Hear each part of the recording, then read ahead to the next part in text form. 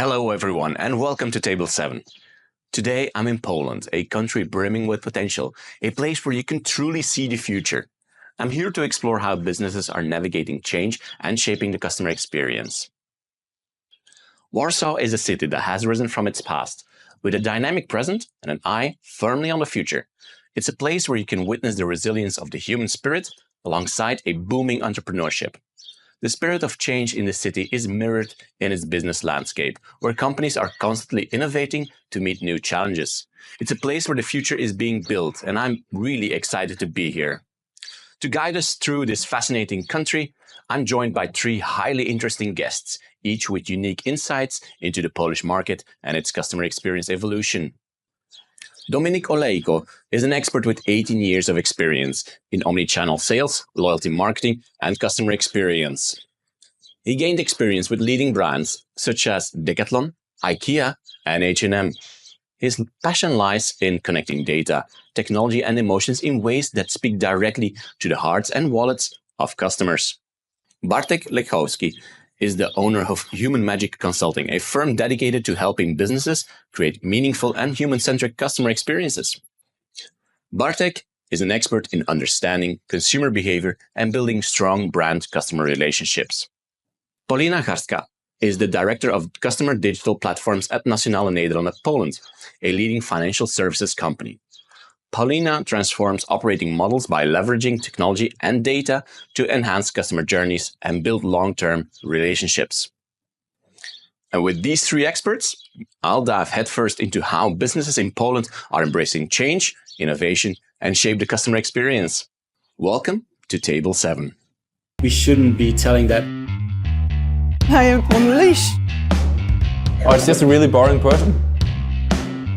He's the man with the problems, actually. Let's start with phones, then clothes. All right. So, guys, I'm really excited to be here in Poland. I also want to extend a warm welcome to Bartek and Dominic and Paulina. Welcome. Welcome in this lovely environment. I'm still not sure how we should frame it, but warm welcome. And to be honest, I'm really excited about this episode. Ever since it was in the books, I was like, this is going to be a very, very cool one, a very interesting one as well. And I couldn't be more happy than I am actually right now with the three of you sitting here. So thank you for joining. Thank you for inviting us. Yes, thank you very much. Exactly. You're quite welcome. So Bartek, maybe let's start with a question for you actually, because you run Human Magic Consulting. The name itself suggests a very particular approach. I mean, with that name, it's impossible to not do something different. What kind of magic do you bring to customer experience actually? The term human magic actually was, let's say, discovered, or we came up with it in IKEA when actually me and Dominic were working together. And it came as a result of like a big study that we did in terms of understanding what drives the behavior of our employees, and especially, how we can influence it to create a better customer experience. So when we were actually looking at that, we came into conclusion that there are like three things that are driving that are helping the magic to be released. It's the attitude, the competence, and the work environment that people are in.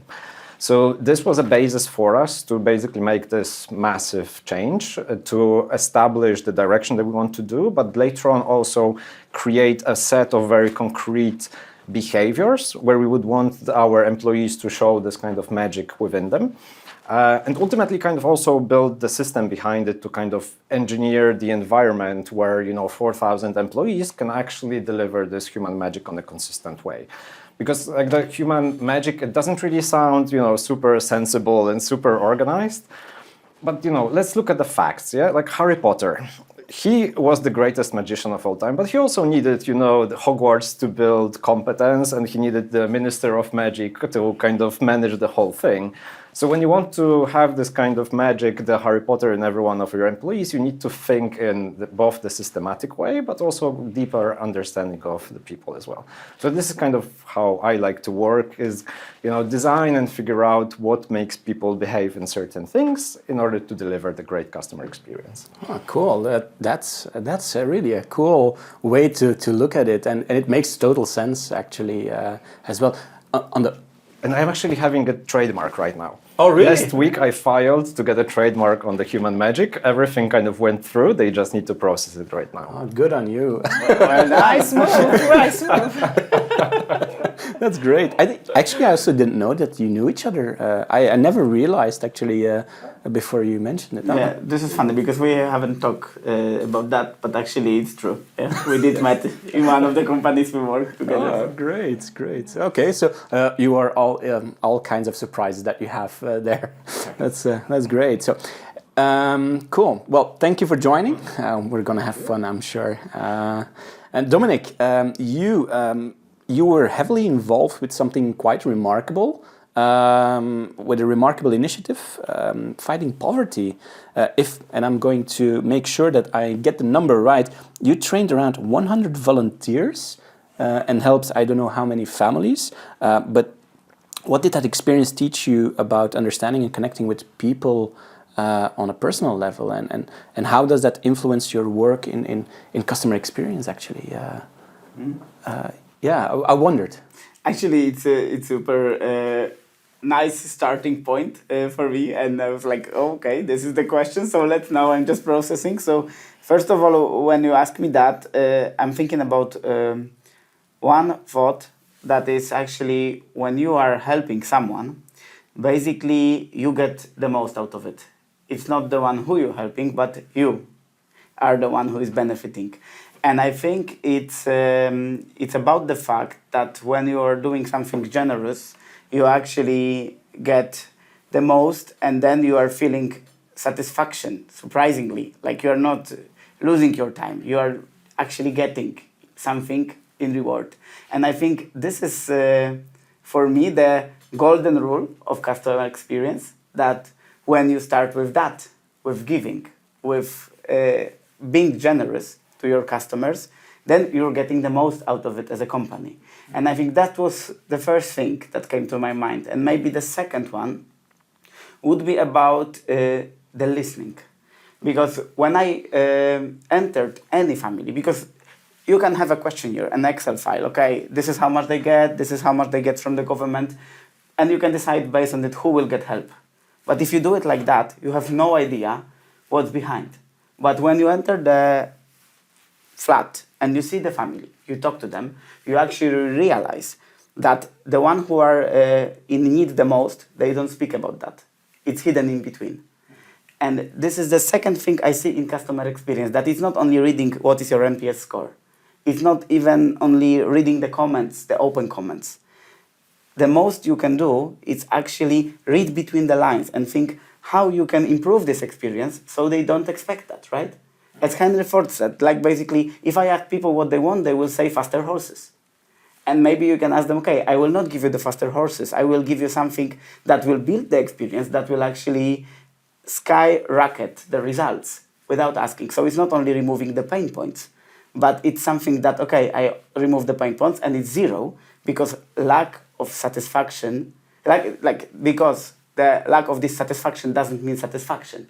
You need to do something more. So what I learned, it's not about faster horses. It's about giving something that will mean for the families and for the customers if you ask for that. Yeah, that makes total sense. I mean, somebody said to me recently, and obviously you're going to agree, I assume that you're going to agree with it because it was so obvious, but he said that if you ask your customers what they want, you will only get incremental change. But if you're looking for the white spaces between the lines, that's where actually the innovation lies. The things that aren't being said are the ones that make you get that hockey stick, right? That you have drive real innovation in things. But it's not so easy. Like it does require a large level of this kind of sensitivity and to have always this kind of emotional radar going on. so that you're able to pick up on the different small things, how, you know, the customers reacted to certain questions or how do they behave in certain situations. But I think really that if you just put that filter on, then it really, everyone can do it, yeah? But it's just a matter of kind of really conscious, sometimes even like taking a deep breath and just like really, okay, yeah, my radar is on right now, yeah? Yeah, And I think you do it great, by the way. Yeah, and behaviors tells us definitely more about people than even sometimes words. Yeah, so we are unconscious of many things that we have in our minds, and by observing behaviors, as you said, visiting the flat and just being there, immersed with their life, is like a wonderful way to really discover the unconscious things in our brains and really pick the right things to really address the problems. Yeah, so it's more like listening to the silence, right? Rather than, of course, you need to know the totality, but sometimes this white spot between the lines are the ones where you can dig for innovation, as you said. I agree. That's true. And we're going down a rabbit hole. I feel it already. But just one thing I wanted to discuss or indicate here is that you, as an observer, you bring something to the table as well, right? So you have some kind of bias, you have some kind of mental model of how you think reality is. And I also think that in poverty or with families that don't have that much money, I think that's also something that plays a role in customer experience as well, obviously. But that you look at things with your own background and that you make assumptions based on those backgrounds as well. And I think that can gain you a lot of time, but it can also work against you, I'm sure. Yeah, but when you invest your time and actually when you enter, it's like to the customer world, but also to the families, you actually get rid of all biases immediately because you have all kids on your backs already. And they don't have biases. They're just surrounding you because, you're coming with some helpful hand, most probably. And it's like, they don't treat you like a point of, he will give me something. No, it's an uncle coming in. So it's also about your attitude. If you are open to listen, then you're becoming immediately the part of the family, very often, not always. But if you are closed and you're coming with your own assumption in the head, like NPS score, this is how it looks, then it will not work. No, of course. Great. All right. We already heard Paulina say something. I understand, Paulina. I understand that you're an avid traveler with a special fondness of New Zealand already. And the pictures I've seen from New Zealand, from the New Zealand Alps, I think it is. Made me wonder what drives you to that region of the world. I must say honestly that I am fully fell in love with this country, definitely. I've been there twice, and what brought me there is the distance, that it's absolutely at the end of the world, and the feeling of solitude, loneliness that you can get there is unbelievable, because New Zealand is slightly bigger than the UK, in terms of land area, but the population is a completely different topic.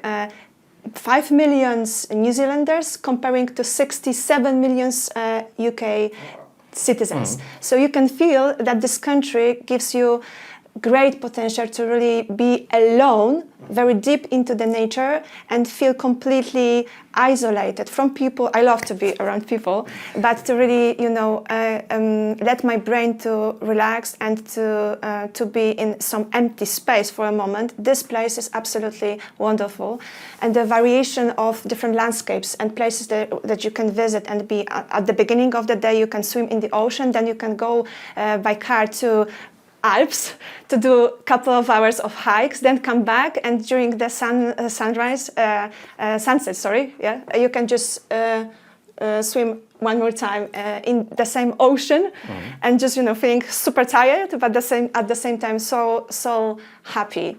And you have mountains, different types of rainforests, lakes, rivers. It's like unbelievable, beautiful place. And during one hike, we crossed by with some guys, and the place were absolutely stunning. So two lakes, beautiful mountains in between. And we just stopped and talked for a moment. And this guy told, "Oh, New Zealand is like a photoshopped country." And I really love this. I love this name, because it's like 100%.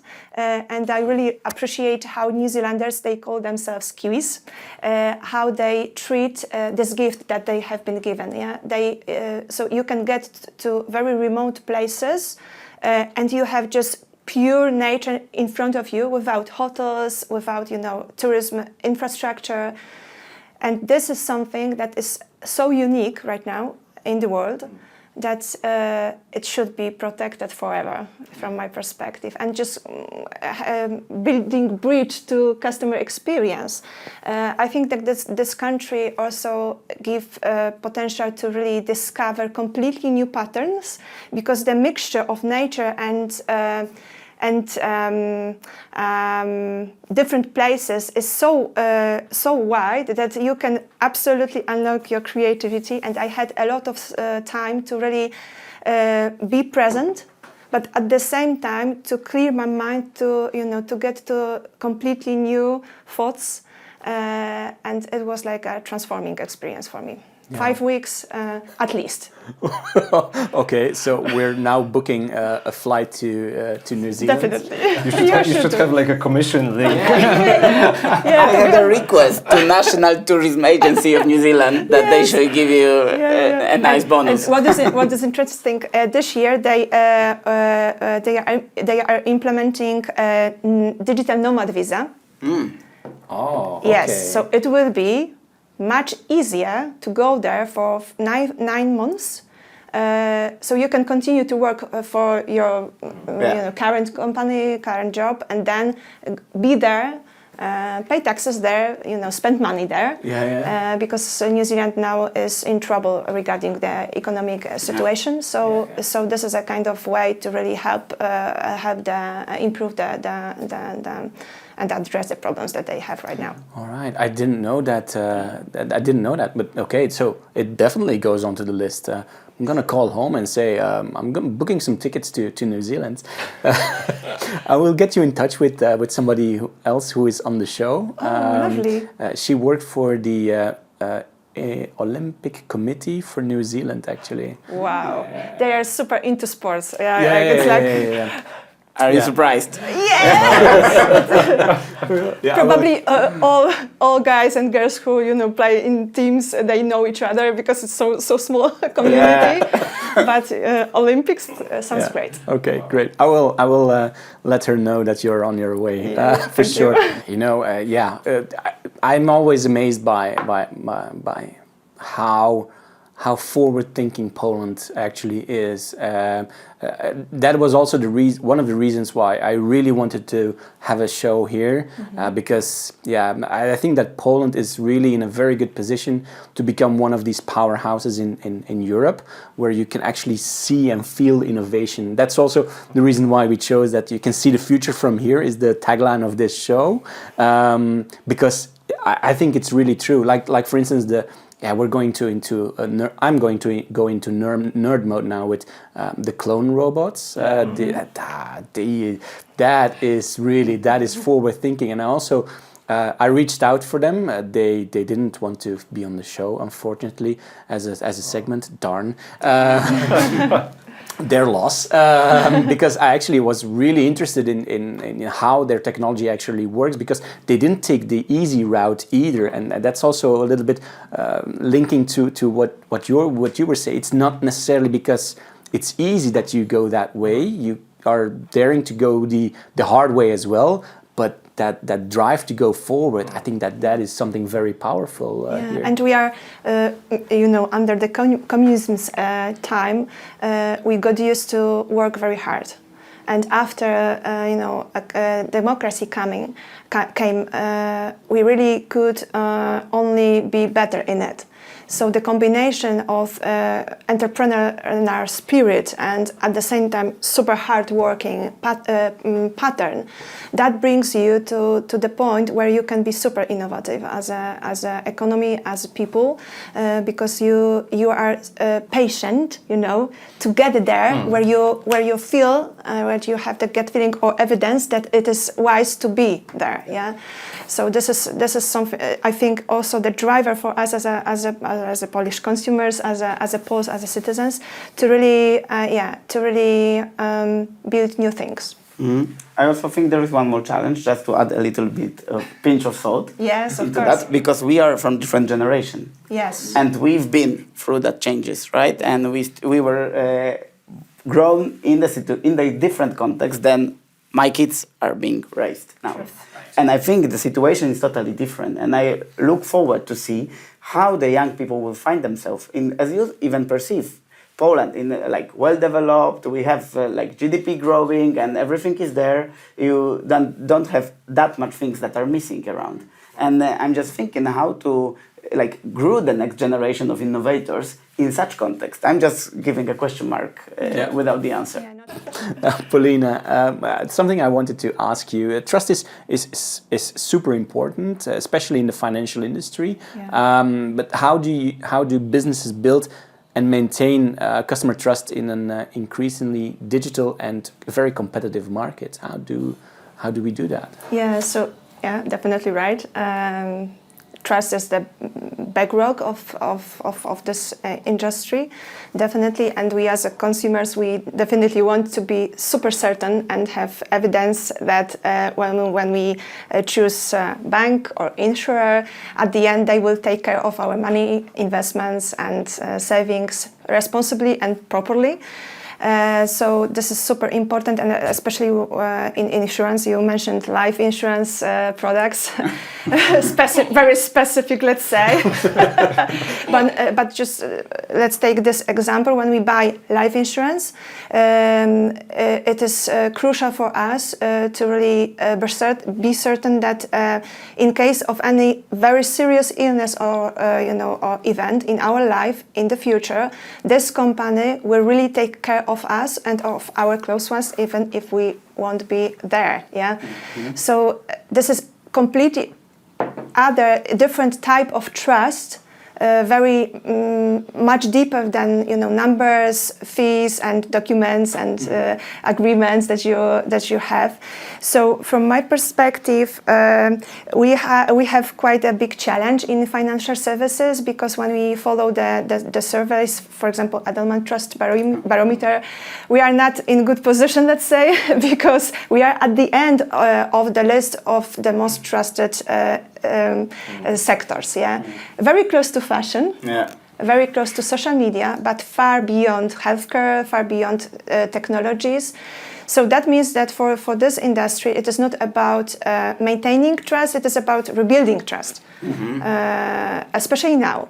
And when we are talking about the key drivers, I think that, and I believe deeply that the biggest challenge for this industry is honesty and being super honest to customers and transparency, especially now when we as consumers, we are super equipped with tools, giving us chance to check all details. Yeah, so we use ChatGPT, other LLMs to just to check the terms and conditions, to really make ourselves understand what is there, because these kind of products are super complicated. We can check what are the rules behind the product, whether there are any hidden marks. So I'm not the only one. Yes. I really do it. I ask the question, then I talk with this contract. Yeah. This is the natural pattern of behavior for customers, and it will be, in the future, in the very near future. It is right now. So the reality when the financial advisor in bank or insurance agent in insurers, they were the only source of truth about the product. It's it's going to an end. Yeah. And we know about it. So I think that for this industry, it is super crucial to rethink the way how we build the products. Yeah. because we need to help our customers to break down the cognitive load about the product. Yeah, the barrier is so high that we need to do a lot of things about rebuilding the construct of the product. As a consequence, we also need to think about streamlining the processes, because when you buy financial product, it is a long-lasting relationship, and our customers have a different density of interactions with us as a brand, as a company, over the whole journey with the product. So we need to think about how to make it super simple to customers to really understand what they get, what is the value of the product, and how they can serve themselves, of course in digital, but also how they can solve the real problems that they need to face at this moment and in the future. So digital is a great power to help us with it. We as Polish consumers, we are very into digital, but still we are in financial services. We observe based on surveys that that there is a half-half situation. For some interactions, we are really eager to use digital banking, mainly mobile banking in Poland. So banking apps is like the main tool for us to really on daily basis. But on the other hand, on the other side, there are very specific difficult moments in life when we really expect to have human interaction.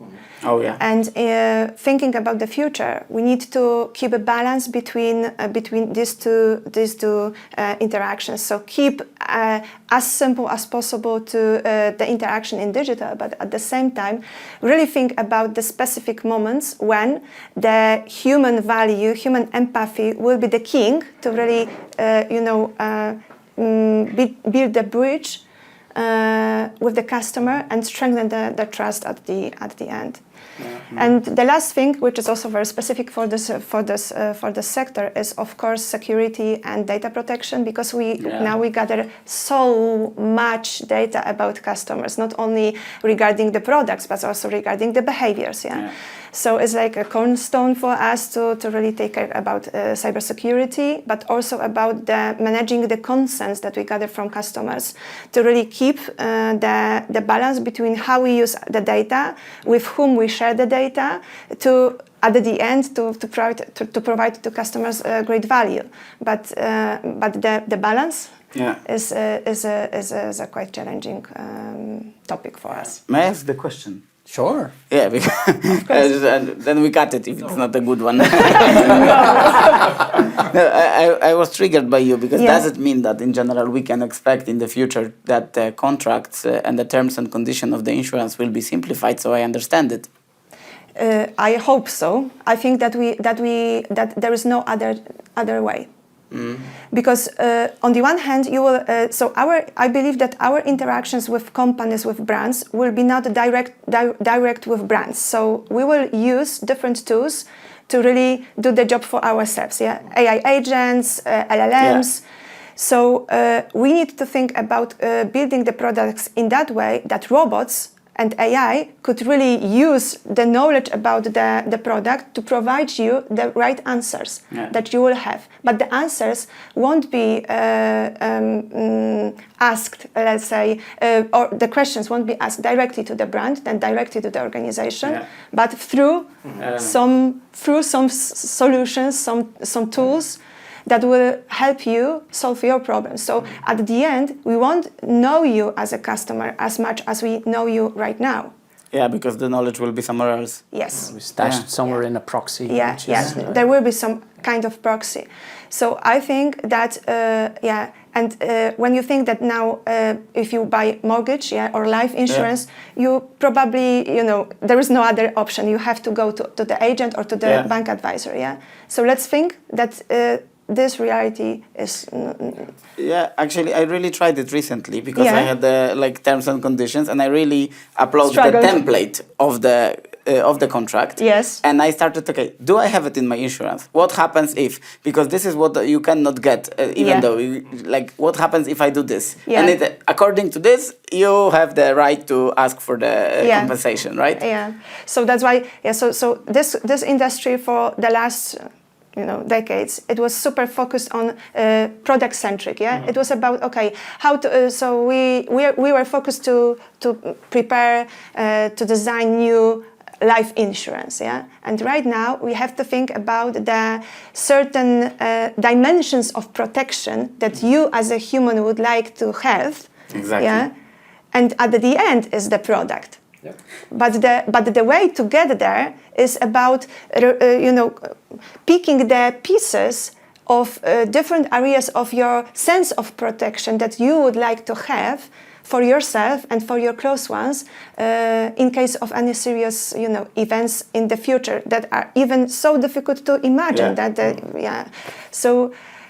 So the future would be that you as a company will ask the large language model, okay, so what are the top questions people are asking in our contracts so we can have it in the offer? I hope that we will have automated solutions and use multi-agentic approach to really have it on demand. But this is the challenge. And for example, when we think that right now one of the main source of truth about insurance products and even mortgages are company websites. And we have different engines and different other websites to combine the offering. It won't be that usable and useful in the next 1 year because the most frequent user of your company website will be bots. Perplexity.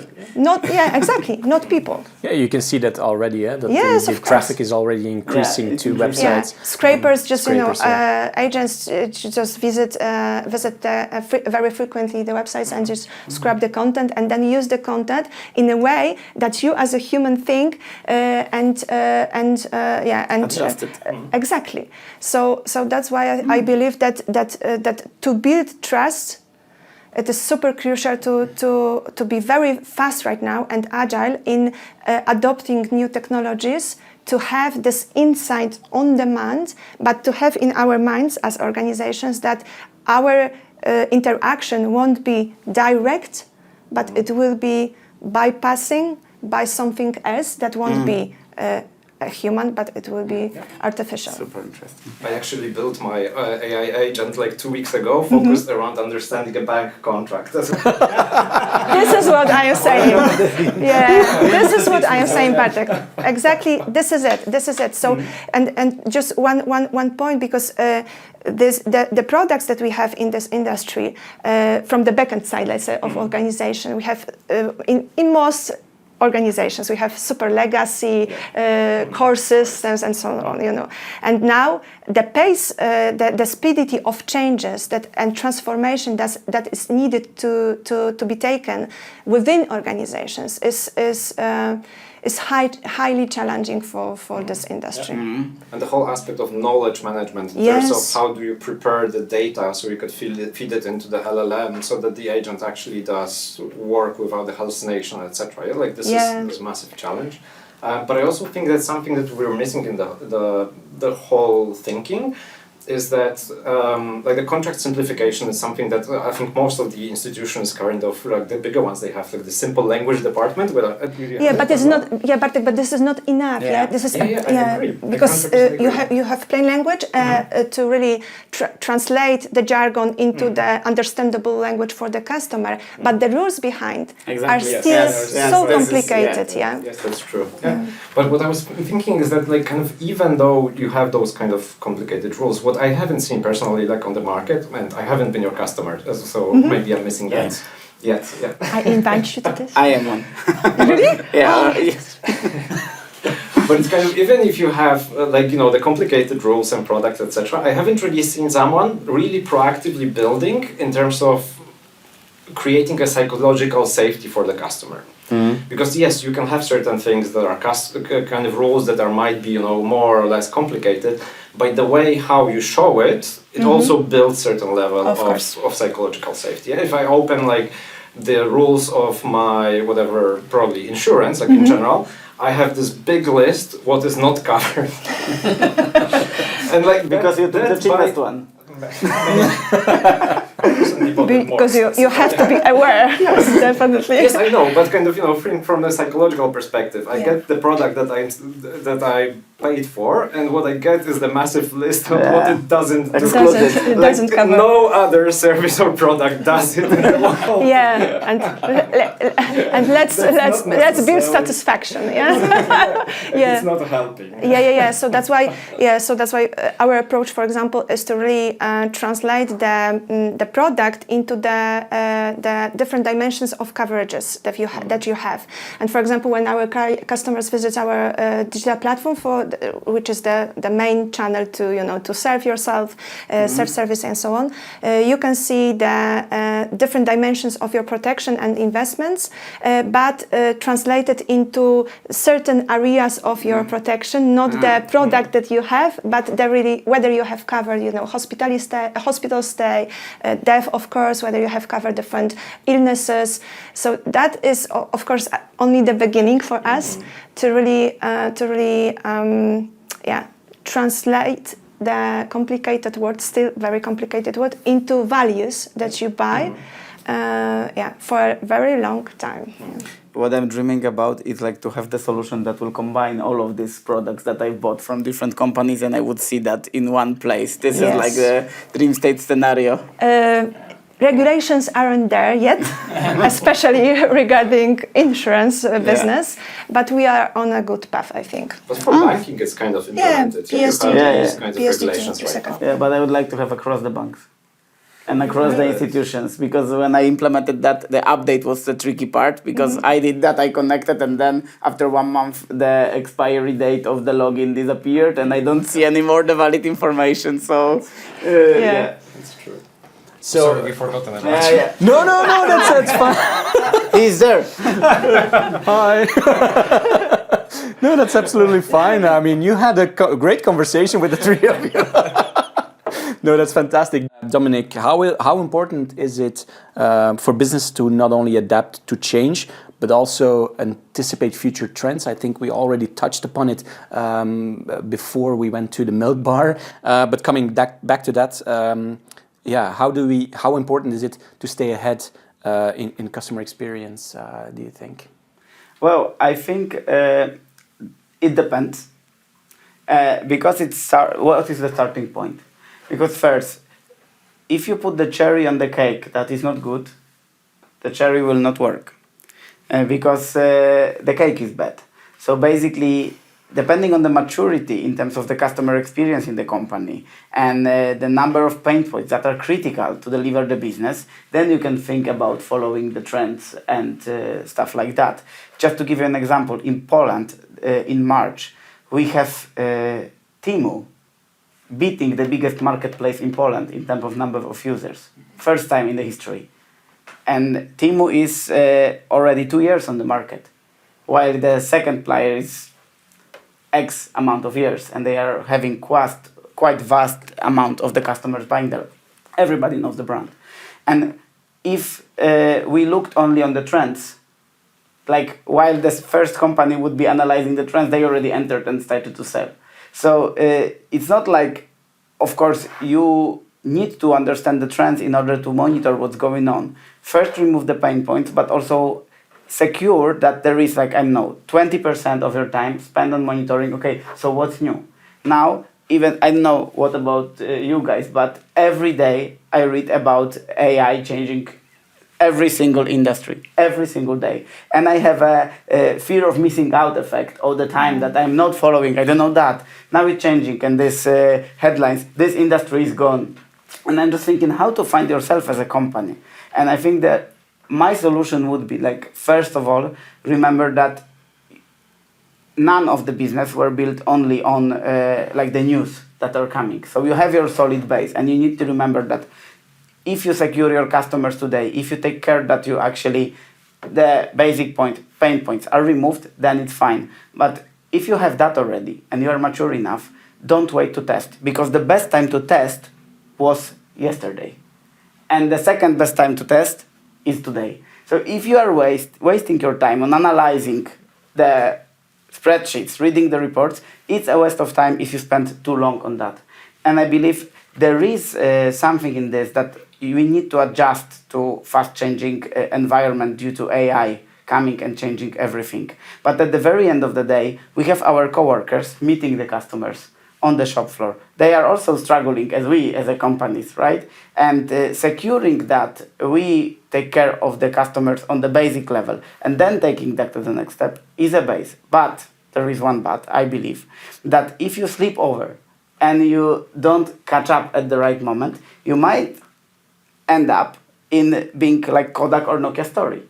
That you see environment is coming and suddenly the pain point that you were solving and the customer solution that you were providing is not valid anymore because someone else is coming, changing, like the taxi industry.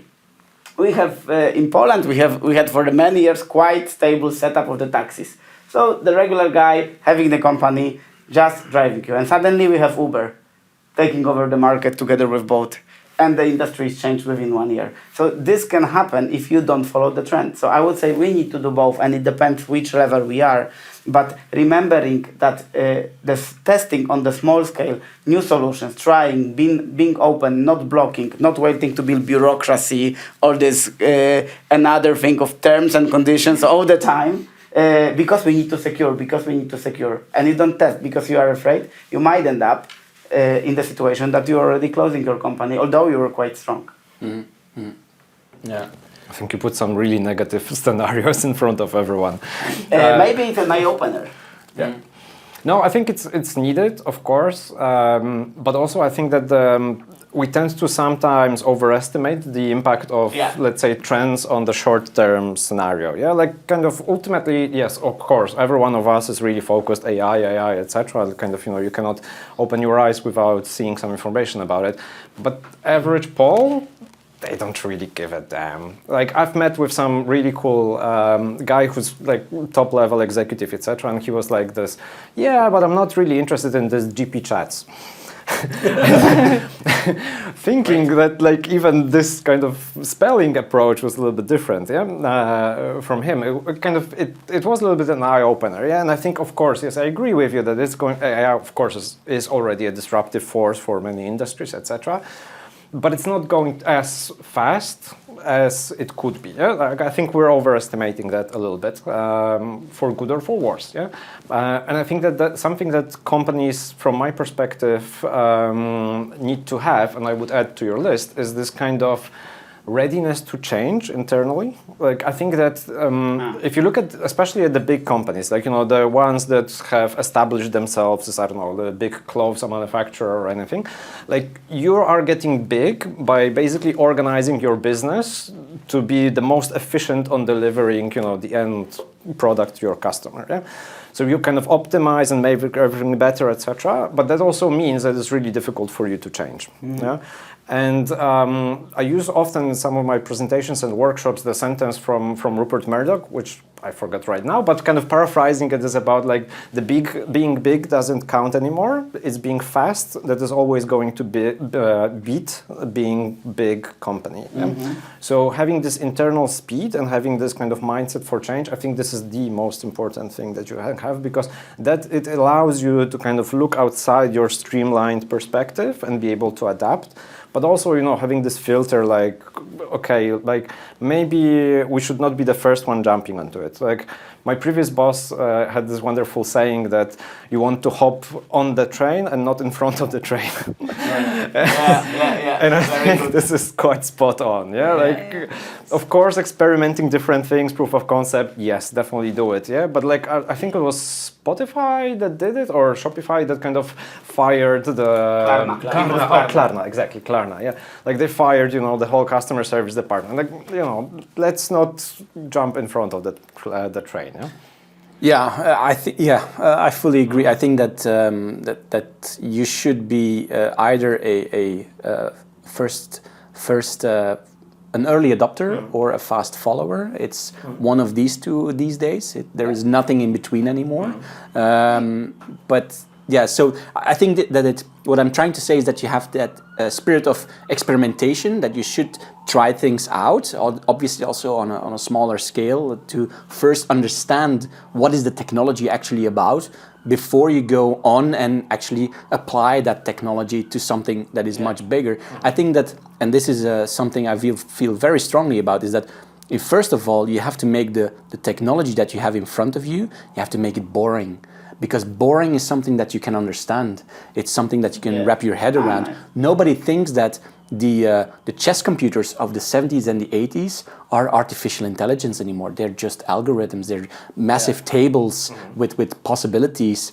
But back in the day, that was artificial intelligence. That was super cool. Now that we understand it, it's boring, but we can apply it to other things because we understand the boundaries of it. So I think that with experimentation, we should make technology boring and then apply it to our daily thinking. I agree, but one thing that I would like to highlight here, because for me, AI is a little bit different, because if you take Gartner technology adoption chart, we have this overestimated attitude towards technology, and I agree. But there are some technologies like GPS, like portable computers that changes the industry forever, and we already see that AI is one of them, that in the long term it will have way much bigger impact than we see. Why I'm saying this? Because for me, this I could confirm 2 years ago that it was jumping in front of the train. But after the first time I saw AI agents doing Google Ads, I don't think that anymore. For me, you already missed the train if you didn't sit into that. If somebody says that jumping into AI, it's going in front of the train in 2000X, now where we sit here, I think it's already gone. Because first time I did the presentation in one of the software in 5 minutes for 30 slides, very good one, I realized that, okay, most of my job that I was doing for the presentation just to sell the concept is already done in 5 minutes. And if I don't get into the train, somebody else will come who is doing that in 5 minutes, and my company will say, this guy is way much more efficient. And this applies to customer experiences and everything. And I think it's already late if you didn't get into this train. And just to give you one note, Polish industries and the companies are the worst in implementing AI in this part of Europe. And the adoption is going really slow. Although we are quite developed digitally, there is a resistance of absorbing AI. And we see that especially in small and medium enterprise, which is vast amount of Polish economy. And we need to act now. That's why I was so serious, maybe something too bold. But this testing phase, I think, has to be bolder, and we need to adjust in order to stay innovative and go ahead. That's my point of view. But the point that I was trying to make is that sometimes, you jump into implementing AI without a specific use case or specific customer problem that you're doing, yeah? And I think that this has been, it depends really on the use case that you want to give, yeah? Because there is a moment of technology maturity that sometimes it's not there, yeah? I don't know, the voice agents from Gen AI, if you asked me, 3 weeks ago or a month, etc., that was too early, yeah, basically, because there was no Gen AI really doing voice properly, being able to kind of communicate with the customers, and almost every single implementation of that failed, yeah. That did not stop some companies implementing it. ING, for example, yeah. Yeah, and what I kind of saw, I'm not going to kind of plug the company, but I have really a massive pleasure to cooperate with a big AI startup that actually does massive business in here and has big adoption. And they have recently launched the Gen AI voice solution, and we've been testing with customers. And then now I can say this is mind blowing. Yeah, this is absolutely mind blowing. But it's only the last 2-3 weeks. Yeah. So there is this kind of moment where the train arrives and then you jump quickly into it. But I think a lot of companies, what I saw was making a mistake in terms of jumping in. 2 years ago. Without, or not even recently, without having the proper, this organizational mindset or these specific use cases that were actually, delivering the business case at the end. Yeah, and then there was some disappointment because we all tend to think oh wow, AI is this, massive thing that kind of understands everything and etc. Ultimately, if you look at how the large language model works, this is a statistical tool that just predicts what kind of word should be the next one. It doesn't have intelligence by its own. Yeah, you can train train it to do certain things, etc., and it does brilliantly. But it's not this kind of plug-and-play solution that I think many of us expected. So, like, I'm a massive advocate of AI, but you have to, I think that we have been a bit naive as the businesses that it is going to solve all our problems with like zero effort. It takes massive preparations to do well, and it can work, but also, you know, you can jump in front of the train. Yeah, and creating. Sorry. Yeah, and I think that I agree with you that AI is like not only the competitive, gives us chance to win the competition among other companies, but also now it is right to compete. So the basic, yeah. And I think that many companies right now are struggling with making decisions into investing in AI use cases, but doing this internally only.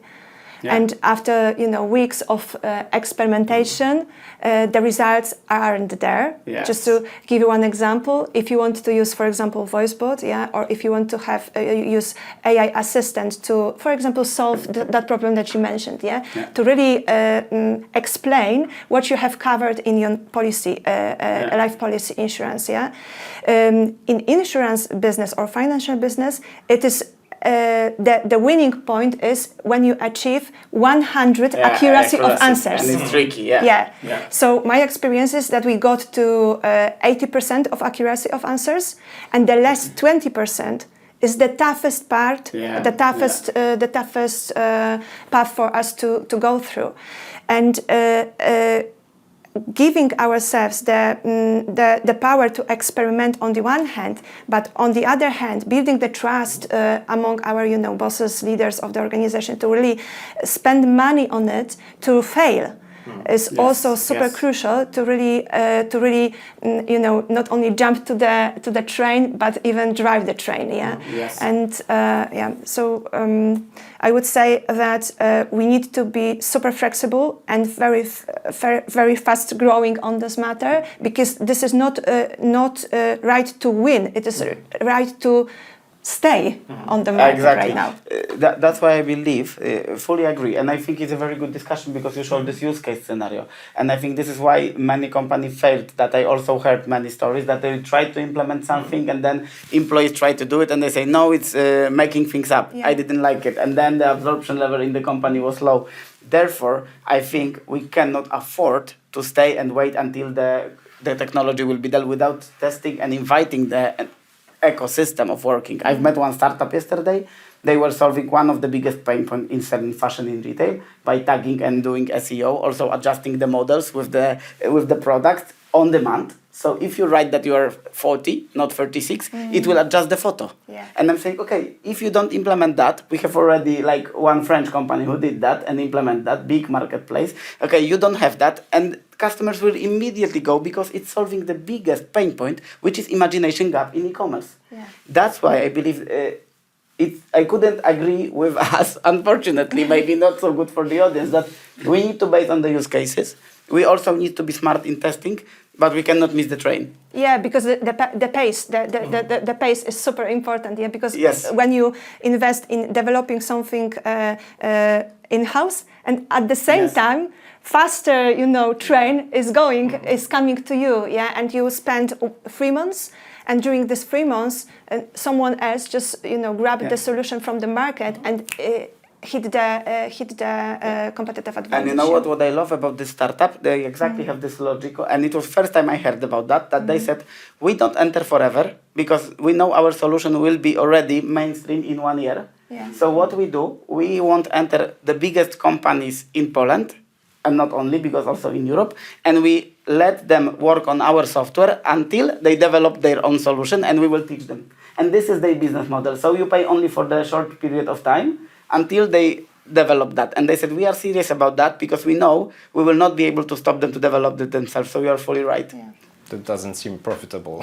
Well, well, the question is, what is the longest strategy for this company? Yeah, because you can deeply build on it. And they have data from all of this is what I wanted to say. Definitely, models based on the biggest companies in Europe. So I guess after 1 year of operating in such model, they might do something else. And I suppose that they have completely different idea behind, and they need them really. They need you as organizations to really have deployment in different markets. Exactly. And to To really teach them learn, models. learn behind. Yeah, so data is becoming even more a currency than it was before, actually. Yeah. But only the good quality data. Not Of only course. the, Yeah. But one thing I just wanted to say that is you will only know that something is a good idea if you've done some experimentation yourself. That you've seen, okay, how do we fail? Why do we fail? How fast can we fail? Stuff like that.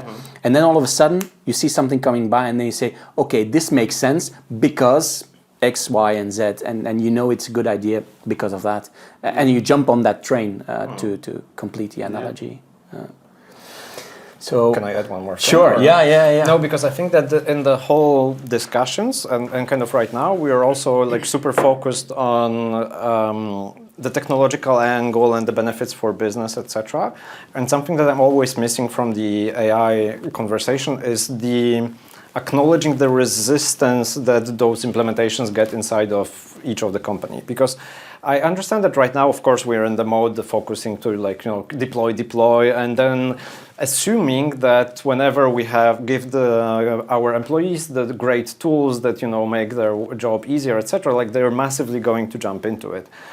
What I see working with my clients right now is actually quite the opposite. Yeah, there's this really big internal resistance, even though they have tools provided by either the headquarters or kind of developed in the more local basis.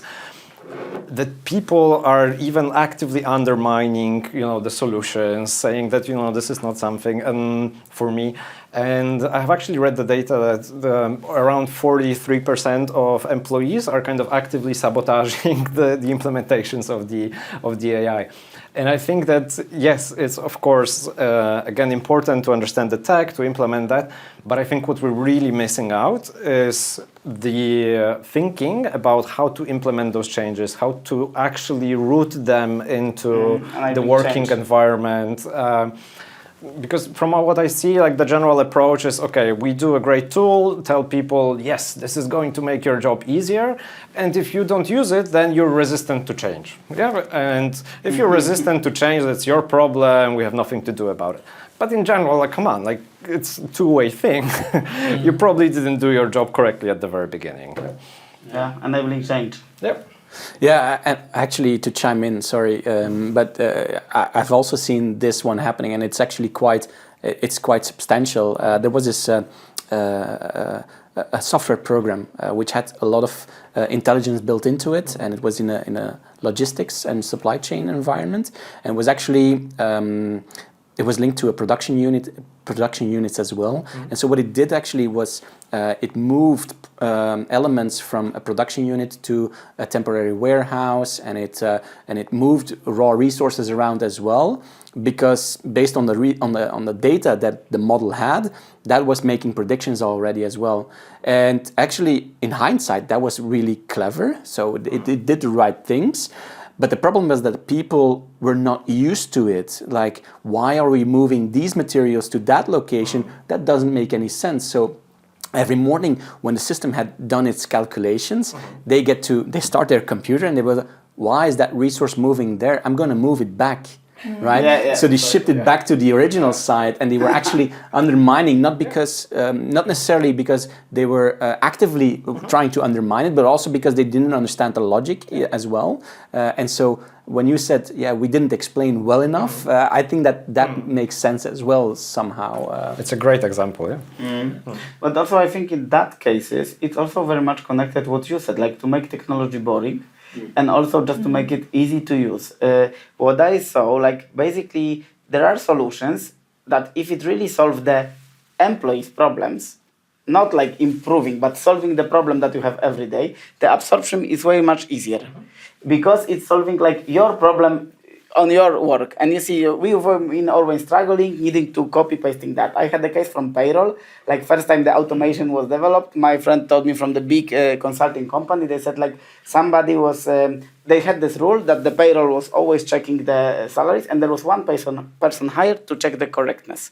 So you check the surname and the amount, and there was one guy, the young after university, he came, he was hired there, and he developed a simple automation that it was a tool that was copying, pasting, and checking and comparing and saying valid, and then replacing. Very simple automation.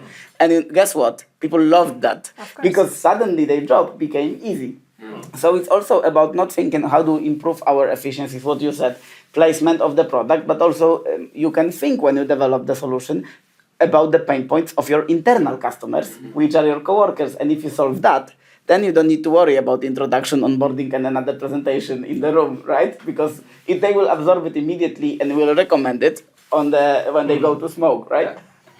I had a workshop with a pharmaceutical client last week about exactly this thing, and we took the girls from the call center and kind of first we did the shadowing, etc., understanding it. And then kind of ultimately we mapped like a process and kind of showed them, okay, you know, we could do this with AI right now. Yeah, like we could design the AI agent that's kind of deterministic in order to do certain things. And they were just like, oh my God. Please, please do it. Like that's, I hate this. And I think, yeah, when you find those sweet points, then it works. Yeah. Yeah, but building on that, I wanted to ask you, with so much change happening, how can businesses ensure they maintain a human touch and actually build genuine connections with their customers? How do people do that these days? I don't know exactly how everyone does it, but kind of for me, this has been actually the backbone of this kind of philosophy of the human magic approach from my perspective. When we actually developed a special formula for releasing this kind of magic in the employees for IKEA, because this is exactly what we wanted to have. Yeah, so that even when you have the technology changes or whatever different changes in the environment, that the employees are actually able to give these magical moments to the customers. And since human magic is kind of the, you know, not strategic term, etc., like we developed actually a mathematical formula to generate and to kind of explain the process.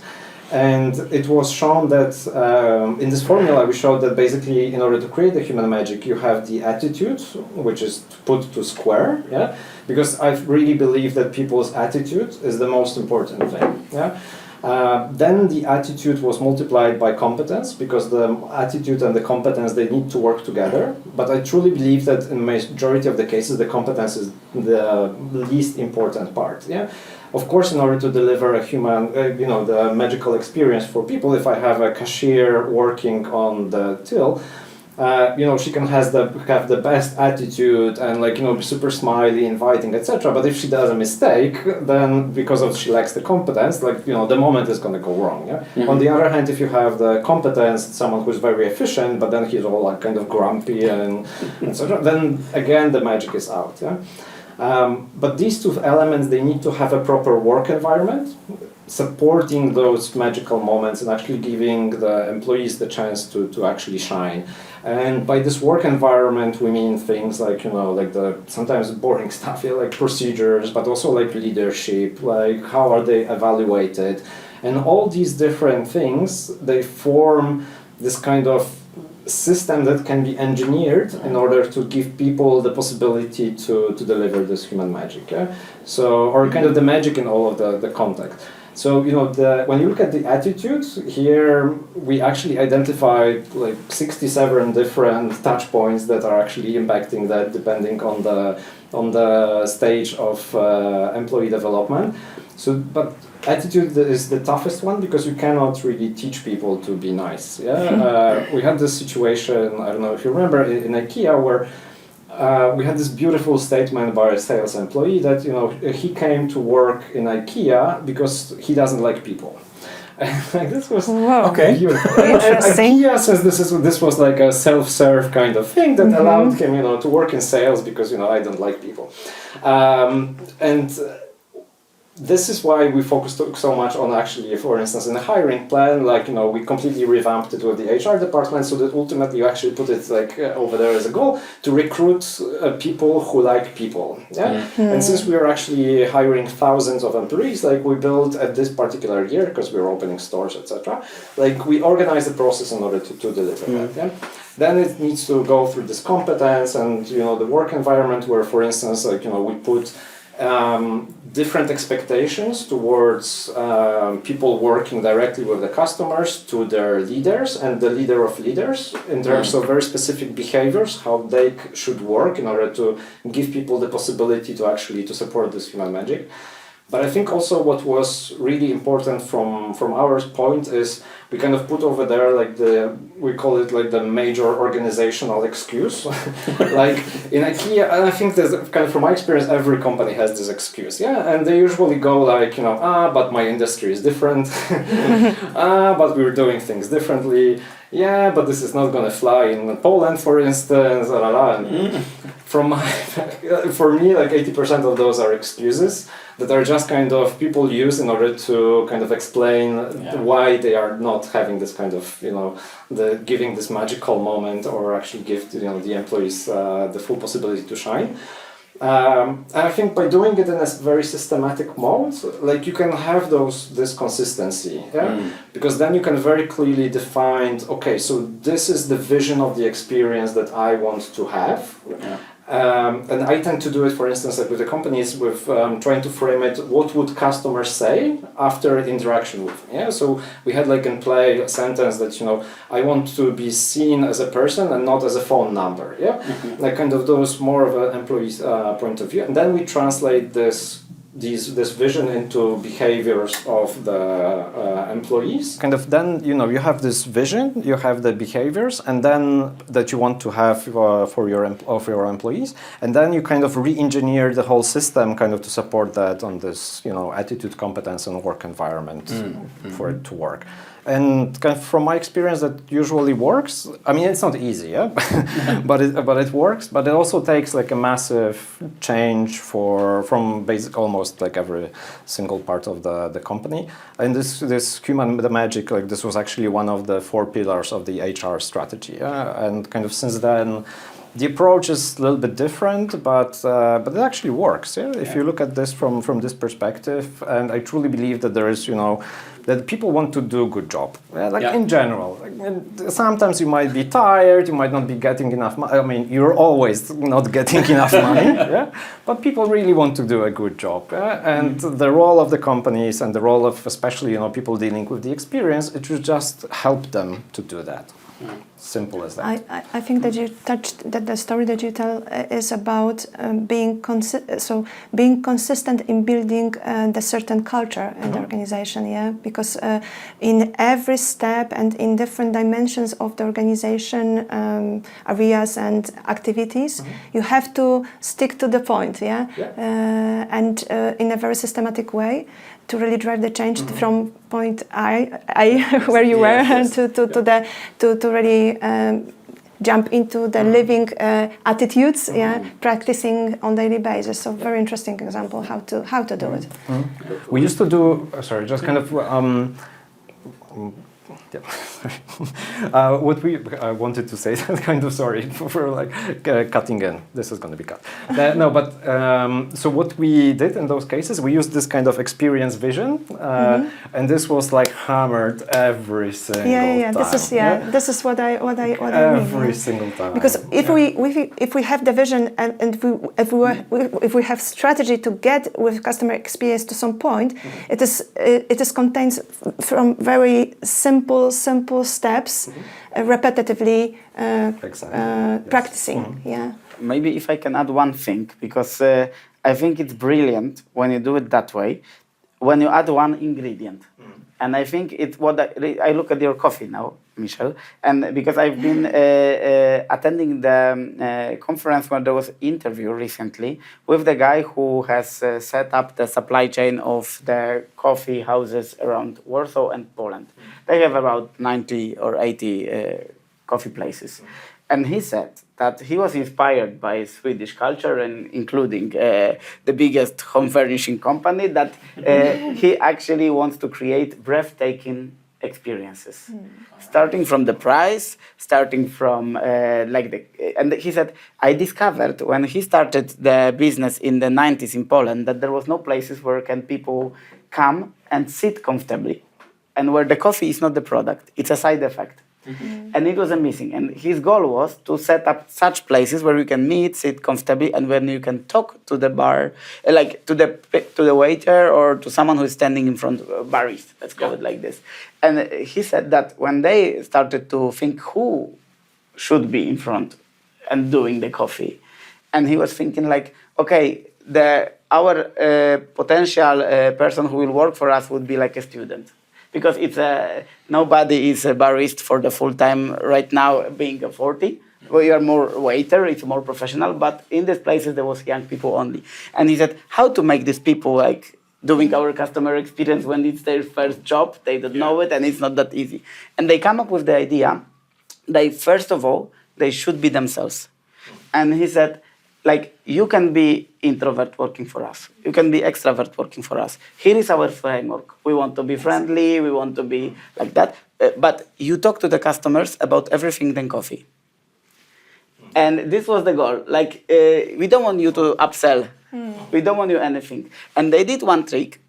They take the coffee machine that usually in the American coffee places is set out in front, in the back, so the customer can see how the coffee has been done, and like they ask the people to keep the talk, like talk, and then they ask the customer. And he said that they even opened the school, like the school for these people who work there, how to be themselves and find themselves in this context without having strict rules. Right. You need to do that. No, he said, we don't want this. We want you to be you.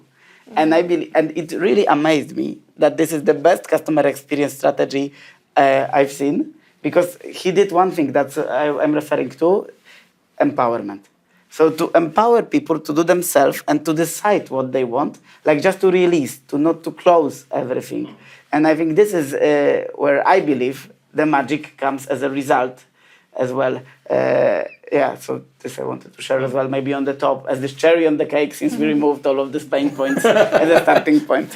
Yeah, but just to build on it, even if you, this is brilliant for sure, but still you have to have the building blocks of this kind of approach, because from the very beginning you have to know who you want to employ to this job, because the profile of this person should be exactly defined. Okay, super various of people we need, because diversity is a king here in this experience. But from the very beginning, you have to know who you need, and this is all about good strategy and operational. That's why I believe it doesn't go against. It goes as a cherry on the cake on what the story was built, right? Yes. I was actually trying to recruit the person who was responsible for that in once.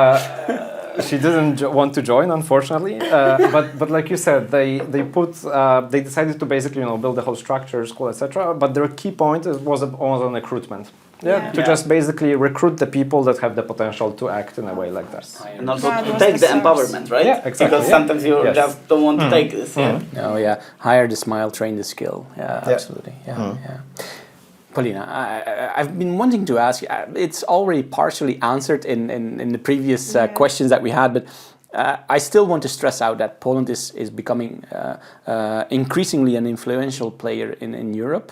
But how do you see, is there anything else you would like to add on how do you see businesses shaping the future of customer experience in the region and beyond? I think that a lot of we discussed. We as a society, I think that we were kept in Aladdin lamp for a very long time, for decades. And a couple of years ago, especially when we joined EU, it was a kind of unlocking the Aladdin lamp. And the potential, intellectual potential of our people just, pumped. And I believe that this is the main power right now. And especially we have high competency in producing. I don't like this word, but it is a truth. Great developers, engineers every year from our universities. They are just coming to help us, and they are highly ranked developers globally. And I think that combining this proficiency in technology with creativity and with the willingness to really be free in building new things is a quite unique mixture to do a positive mess, not only in our country but also in the region. And as you, Bartek, mentioned, we have so many new startups just growing every day. And what is super interesting that right now we have well-established big companies who adopt technology very fastly, but at the same time we have very good, grown companies like Impost or even Allegro, which are super innovative, and they start to be an example and leader for other driving the change. For other markets to really drive not only the change in their segment, but also to the whole industry and impact other industries. So I believe that the mixture is there definitely, and now we just need to use it and really push more empowerment in this to really build on it further. Yeah, what a great way to put a cherry on that one. Thank you. Yeah. Hey, we've been discussing various aspects of customer experience, but sometimes even our minds are put to the tests, and one of these tests is test of patience, when it's being put on hold. We've all been there, I think, listening to the same music loop as well, hoping to finally connect with someone, and then a brief moment of silence, only to start again. It's a unique kind of frustration, and we asked people around to find a word of it, to find a good word to describe it. So Dominic, Bartek and Paulina, we have some creative suggestions from our audience for words to capture that sound-based torment somewhere. So John Felix offered hold hope, capturing that fleeting feeling of optimism you experience when the music stops. Doc Rabold suggested instrumental pause, a clever way to describe that brief pause in musical onslaught. I see the fun in that one as well. Koen Peters, a big fan of the show, proposed cassette turn. So when you actually turn the cassette into something, perhaps evoking the image of an old cassette tape flipping over and then starting the loop all over again. Dimitri Jambé, also from Belgium, gave us two options, ghost gap or phantom break, both hinting to the nature of that moment of silence. Danny Green suggested mellow distress or repeti hell, highlighting the annoyance and repetitive nature of the experience. And finally, Anna Laura Janssen also offered loop hope, a rather dramatic, perhaps accurate description of the endless cycle. So, we're going to choose 3 words. Well, Paulina, you will have the honor of the first pick. Is there a word that you particularly At the beginning of waiting, I would pick the first one. It was hope. Hold hope, because definitely I have hope that someone is there. But after 30 minutes or 40 minutes of waiting, definitely the one of the last ones. So it was like not the last one, but the repeti hell. Yeah, repeti hell. Yeah, definitely, because over time it's getting to be repeti hell for sure. Yeah. All right. So. Excellent choice. Bartek, what is your favorite from the remaining options? I actually also like the hope environment. So the loop hope that you put over there, I think this really resonates to me, because I still, the hope dies with every cycle, but I think it's still there. Yeah. Like if even for the split second, maybe this time. And the more you are waiting, the more rewarding you feel when the Exactly. Yes. the person is there. Yeah, it's like, oh yes, I was waiting for so long for you. But it's true. At this moment, it's really interesting one. Yes. Okay, I put that one down for you. So, Dominic, you have the last one. If I think about the tension and the waiting that it's there, I think it's like basically you think no one is there. So the ghost gap would be my choice, right? Suddenly. Ghost gap, or the ghost gap. Yeah, well, I like that one as well. Okay, so there you go. So what we're going to do is we're going to ask our listeners to vote on these 3 words, and the one that gets chosen is the one that we will use from now until forever. So the link will be on our social media pages and also in the show notes. So we actually have a possibility to create a new word. Absolutely. Lovely. Yeah. And then your name in the dictionary will be next to it, or yours, I don't know. And then people will ask ChatGPT, who is the author of this word? Yeah, well, so People know to vote for Loop Hope then, yeah? yeah. Yeah, well, you can campaign for it, guys. So now the competition is starting. Oh my goodness, I'm with highly competitive people around this table. So, this has been a phenomenal chat. I really, I don't know how we're going to summarize this one, but it was a great chat. I really want to thank the 3 of you for joining me around this table with a rather smashing view.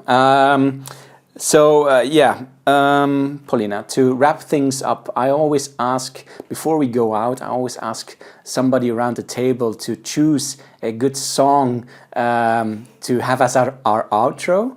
Is there any song you would like to hear at the end of this show? Yeah, I have. My message to you and to all of us is Desire by Kamasi Washington. I love this song a lot.